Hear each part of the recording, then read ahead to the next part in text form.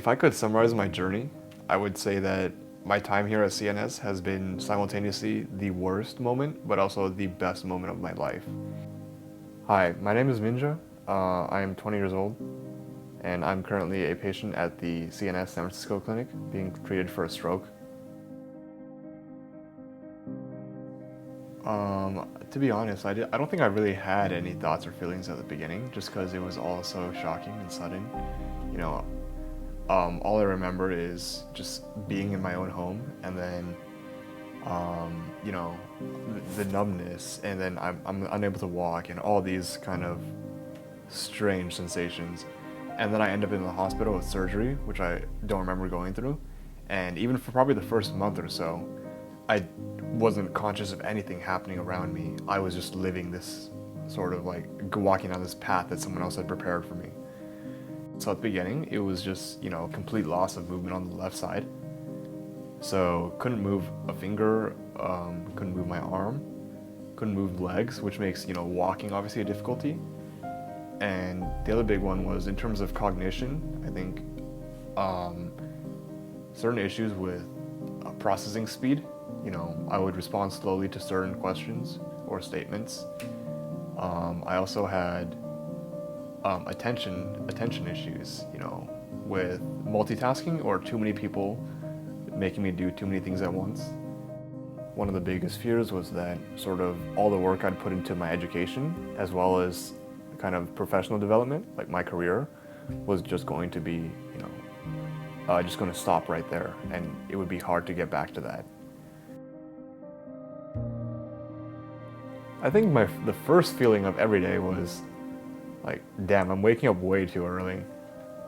I was up at 6:45 or 7:30 in the morning.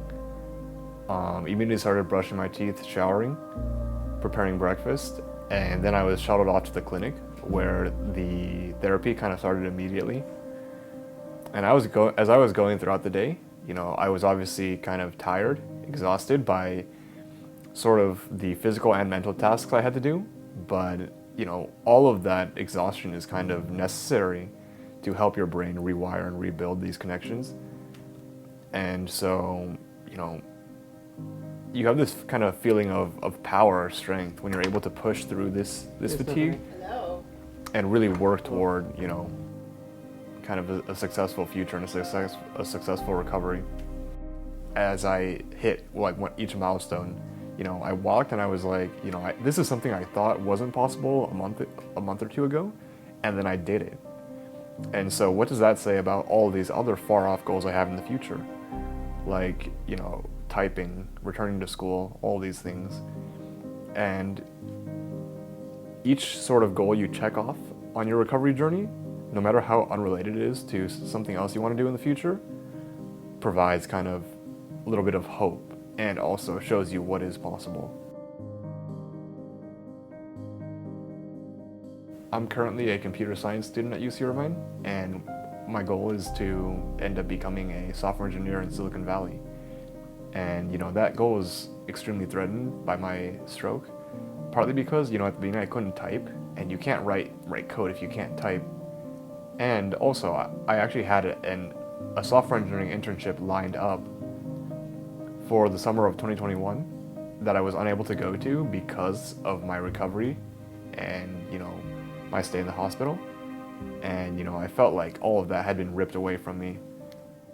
But now, after rehab at CNS and all of the hard work I put in, I feel extremely confident that all of these goals can eventually be realized, including working in Silicon Valley. While I was here at CNS, was able to negotiate another offer for that same internship. So I will be interning next summer at the same company, in the same position.